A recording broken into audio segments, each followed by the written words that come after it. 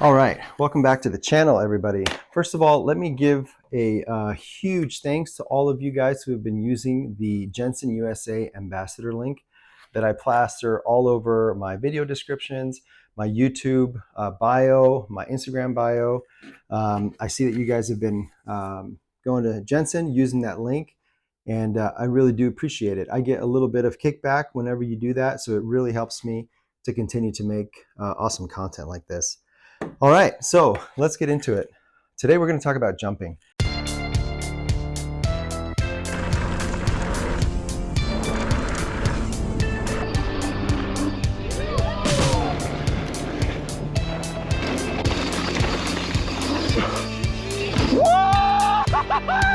We're going to talk about jumping and how to progress safely.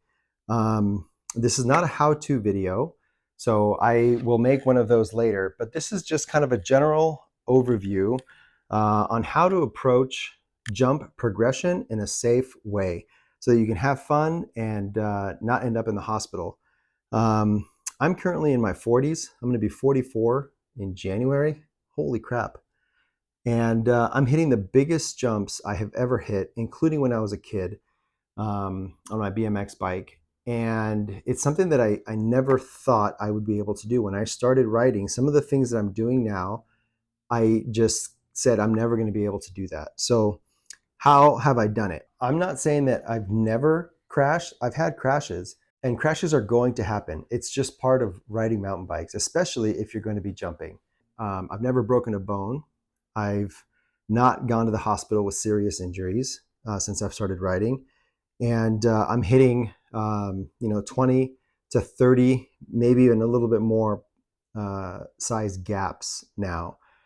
So let's get into it. Number one, stay away from the jumps. What? I know it's weird, but hear me out. This is especially for you guys that are just starting to ride mountain bikes. Listen, don't go straight for the jumps. It's a good way to get hurt.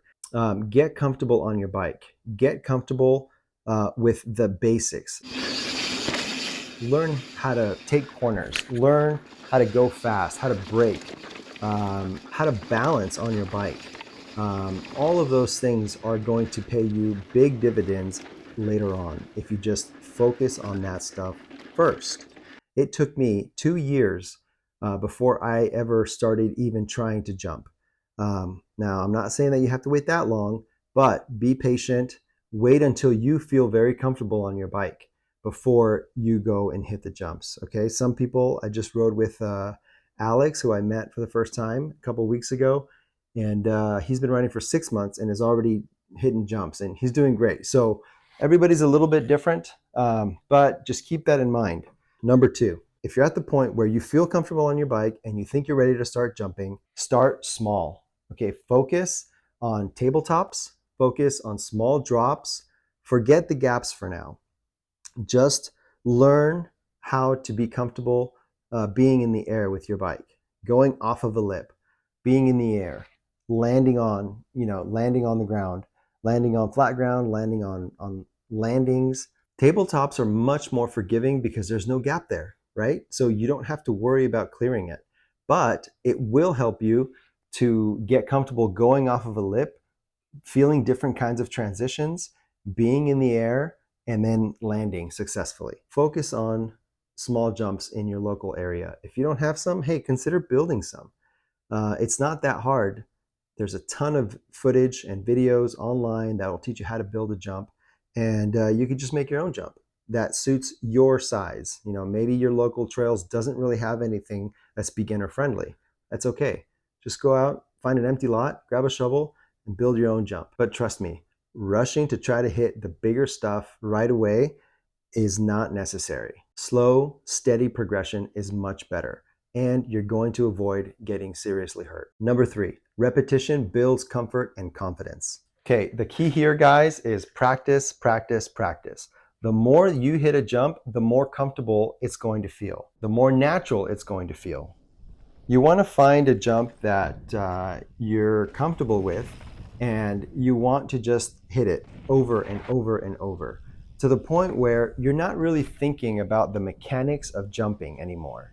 Sometimes that's difficult. You know, you watch all these videos and they talk about preloading, and they talk about, you know, standing up to the jump, and they talk about um, pumping and pulling up and all of these things, and you're trying to figure out, like, where do I do all these things, and you're approaching the jump and you're trying to think of it step by step, and you end up just, you know, maybe even getting worse because you're trying to focus on so many things, and you're not kind of just letting your body feel the jump. I recommend starting with something safe like a tabletop and just doing it over and over and over and over again, hitting that lip again and again and again, so that your body starts to just react when you are at the lip.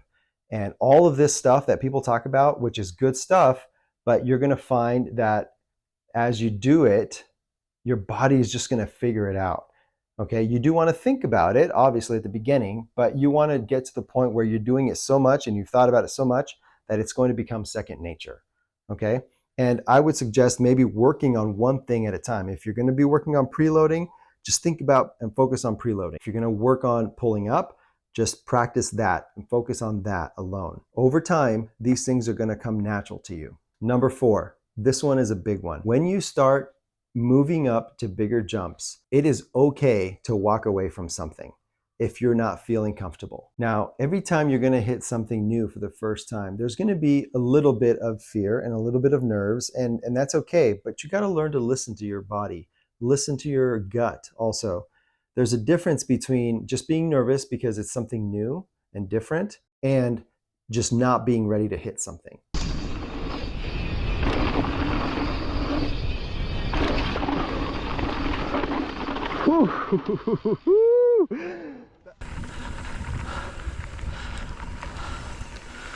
Nope. Holy moly. This thing is so much bigger in person. I'm just not there mentally today. No canyon gap, no FAFO, and I'm okay with that. Okay, so if you are not ready, sometimes pushing through that fear can lead to serious injury and some pretty big crashes.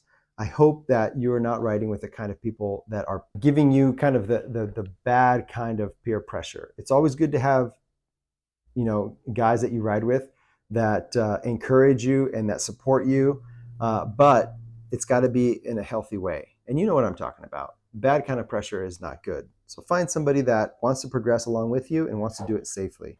There's been plenty of times that I have looked at something and just knew I wasn't ready, and I just walked away from it. And you know what? I go and I ride and I hit other jumps and I come back to it a few months later perhaps, and then I look at it again and something is different. Like, I know in my mind that I can do it, and I've done other things that are similar. And so that helps me have the confidence, which helps me really go for it and not hold back, which leads me into my next point. But don't be afraid, and don't worry if you're not going to hit something on a particular day. If it's not the time, it's not the time. Don't push it. You'll be a lot safer and you'll be able to ride a lot longer. All right, so number 5, when you are ready to hit that new feature, you've looked at it for months, maybe years, you've done other things that are similar. You know that you have the skill to do it. You know that all you really need is to conquer the mind. Okay, so here are some things that I think about when I'm in that situation and I'm about to hit something new and it's pretty big. Ride with friends. I've mentioned this before, but it's so important to have somebody there that's done it before so that you can watch them hit it and you can watch the lines that they take, the speed that they're going at, how they're approaching the lip and the takeoff, and all of that stuff is really, really helpful to boost your confidence to be able to hit it and not hold back. When I look at a jump, I'm always comparing it to things that I've already done, especially when it comes to like distance. When the gap is pretty big, I look at it and I think, this is very similar to that other jump that I did, at Cloud9 or at Area 51 or whatever your local spots are, and you've hit other things. So I compare it to things that I've already done, that I've done successfully, so that I know that I have the skill and the ability to do something that big. Also, doing run-ups and speed tests are really, really helpful. Just last week, I was at Sycamore Canyon and I was doing the pro line and I was trying to get the third jump down. And I did this montage because I had run up to that jump like 6 or 7 times before I finally got the courage to actually just go for it.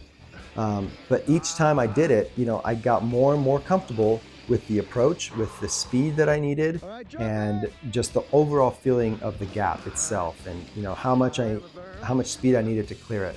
And then finally, when I did it, it was very successful. I had plenty of speed. I I cleared the jump by several feet, and it just worked out. So do some run-ups, do some speed tests so that you can feel the whole thing out, the approach and everything. Go up the lip even so that you know what the transition feels like. All right, you guys, visualization. Um, a lot of athletes talk about this, seeing something in your mind. And it's interesting because studies show that actually doing something and just thinking about doing that thing, your mind actually responds, it lights up in a very similar way. So visualizing yourself doing something actually helps your body to see it, to know that it can do it, and it gives you the confidence to do it. There was a really good example of this when I was at Cloud 9 at Holder Crooks, this jump line, and it has this pretty sizable gap. Um, and I was telling my buddy, we were writing, and he had already done it, and this was going to be my first time. And I was telling him that I was trying to visualize myself going off the lip, being in the air, and landing. And it's funny because it took me a while before I could actually see myself just in my mind's eye doing the whole thing. I would see myself go off the lip, but then it's like my mind would get clouded, and like I couldn't focus, and I couldn't actually land it in my head. But I forced myself to focus and to see it all the way through. And then when I finally was able to do that multiple times and see myself hit that jump, and this was even before I arrived at the jump line that morning. This was days, like the week before. I was trying to visualize it the whole week before. And it helped a lot because now your mind has already seen what's supposed to happen, and there's less unknowns, if that makes sense. So practice visualization, see yourself do it, and it will give you a boost of confidence. Okay, this one is also something that I tell myself and I think about all the time. And that is that at speed, things often become a lot shorter than when you're just standing right by a jump and you're looking at the big old gap, you're looking at the lip and the landing, and you're like, holy moly, like that's a huge gap. But then and I'm sure this has happened to you, when you finally do it, when you finally do a feature, you realize, oh my gosh, like that wasn't as bad as I thought. It wasn't as bad as I had made it out to be in my head. And that's because now you're going at trail speed and you're covering a lot of ground in a very short amount of time with how fast we're going sometimes to hit these jumps. So these gaps that seem so big actually kind of become shorter. Sorry about that. So as I was saying, the speed actually makes things a lot shorter than when we're just standing right by it. So think about that when you're looking at a jump and you're considering how big that gap is. Here's another kind of mind trick that you can use, and it's kind of related to the speed thing, but I often will kind of take my bike and I'll put it next to the lip, and I'll take note of where my front tire is by the time the back tire is leaving the lip. And oftentimes, when you're doing a decent sized gap, they're not huge, but they're decent. Most of the time, you'll find that your front tire is past the halfway point between the lip and the landing. So by the time your back tire leaves the lip, your front tire is almost already at the landing. That has helped me so many times to think about that and to actually see it. And then I'm like, okay, like, I can definitely do this. Again, you're going at speed, and by the time you leave that lip, your front tire is almost already at the landing. Okay, so if you haven't tried that, give it a shot. It kind of helps to give you the confidence that you need, that you'll be able to clear the jump and make that gap. Okay, number 6, know when to bail. Avoid getting hurt by your own bike.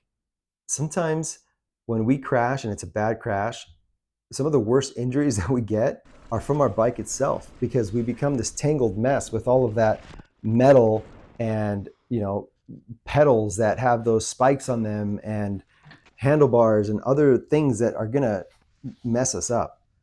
So Learning when to bail and how to bail is very important so that you don't get seriously hurt, so that you reduce serious injury. So sometimes you go off a jump and you just know as soon as you leave that it's bad. You're not going to land safely. You're going to crash in those moments. And I don't really have good advice on how to practice this, but try to be aware of that. Try to be aware of knowing when you go off of something and it doesn't look good. It's the worst feeling in the world.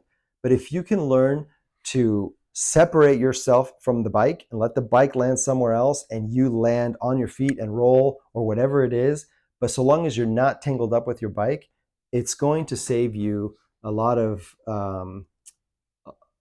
pain, a lot of injury. Now, this is one of the reasons that I actually don't like being clipped in. And I know this is controversial, and I'm not here to kind of start a debate about flats versus clipless or anything like that. But for me personally, I tried clipless pedals for a while when I first started, and I just did not like it. I didn't like the feeling of being kind of tied to the bike and not being able to step off real quick or bail if I needed to. Now, I'm sure that if you use clipless enough, you become so comfortable with them that even bailing is possible. I never got to that point, and honestly, I just feel more comfortable with flats, because with flats, at any moment, I can just let go of the bars, use my feet and my hands to just kind of throw the bike and land separately from it. So take that for what it's worth. If you're already on clipless pedals and you feel comfortable with them, by all means, continue to do that. If you're just starting out though, and you haven't really, decided one way or the other, keep that in mind. Number 7, this one's kind of a weird one, but it actually did make a difference for me. Okay. And that is having health insurance. It's a safety net for mental clarity. Okay. When I was growing up, we didn't have any health insurance. And I had a really bad crash when I was a kid on my BMX bike. As a matter of fact, this scar on my elbow is from that crash. Now, I crashed onto asphalt and I didn't have a helmet, and it was just, in the 80s. I don't know how any of us survived the 80s, but luckily I didn't break anything, but my elbow slammed into the asphalt that day. And I went home, and my mom saw like my arm and how deep the wound was, and she just about passed out because of the amount of blood and just the carnage. But we didn't have any insurance, and so she actually kind of took care of me at home. And I wasn't allowed to go outside for like months because they were so afraid of it getting infected. And it eventually, closed up, but it left me this gnarly scar. I'm sure if I would have gone in, they would have stitched it up and I wouldn't have had that. But after that, that kind of got in my head. Like, I did not want to crash and have it become a financial burden for my parents. If I'd have broken something that day, I would have had to have gone to the hospital, and that would have been a pretty big bill for them. It kind of held me back a little bit because there was no progression. Like, I feel like I had hit this wall and I wasn't willing to go past it because I was afraid of getting hurt, and I was afraid of then causing my parents a financial ruin. Now that I'm older, I'm fortunate enough to have health insurance, and it does give me a little bit more peace of mind that if I were to crash, and I'm doing some pretty dangerous things, if something goes bad, it could be really bad and I could end up in the hospital. But at least I have health insurance, and it's not going to be something that's going to be a really bad, medical bill that would kind of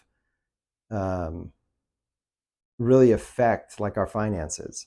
So, like I said, it's kind of weird, but it's something that I think about. I have a family. If I were to get hurt permanently, or even really bad where I'm out for several months, that's not a good situation. So I do everything that I talked about today to try to avoid serious injury. But knowing that I do have health insurance also kind of allows me to keep pushing my limits and getting better and better because I know that if something were to happen, at least my family would be taken care of.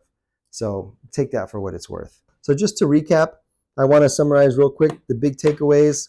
Number one, build the basics. Number two, start small and repeat to build the confidence. Number three, walk away when needed. Don't worry about doing it then and there if you're not feeling it.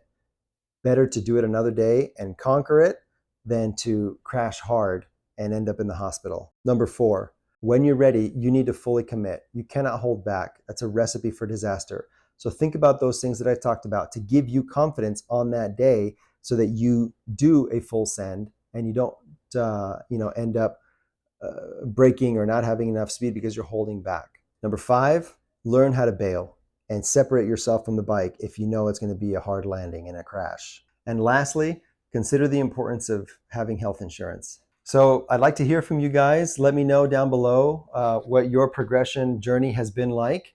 And also, let me know what the biggest jump you've hit so far is down in the comments. As always, thank you so much for tuning in, you guys. And again, if you're going to shop at Jenson USA, I would really appreciate it if you guys use my ambassador link. I will leave one in the description to this video, but you can also find it in my Instagram profile as well as my YouTube bio as well. So appreciate you guys so much. Thanks for tuning in. I hope you enjoyed this video. Hope it helped you out in some small measure, and keep shredding. All right. See you guys on the next one.